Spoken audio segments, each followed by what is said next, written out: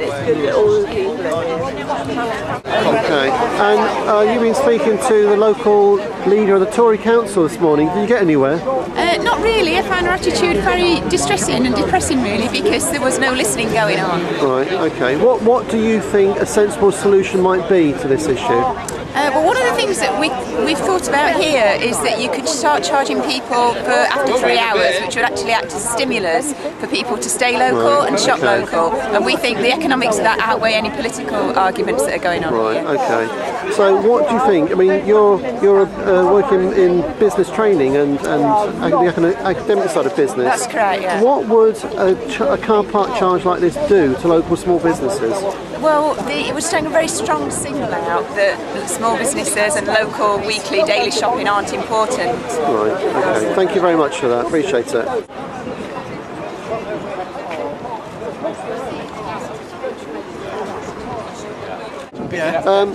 You're Mr. Woodward. You've got a local business in Netherfield.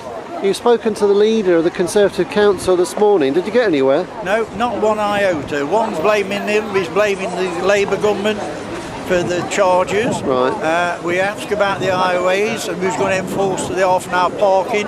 No, it's nothing to do with Gedling. That belongs to county, so they're responsible for that. So they won't take responsibility for their decision? No. That's very sad, isn't it? What we're asking for, and all we're asking for, is 1 hour free. Yeah. If we get an hour free, I don't think anybody can complain, and it'll help all the businesses as well. Okay. But we must have an hour free. Yeah.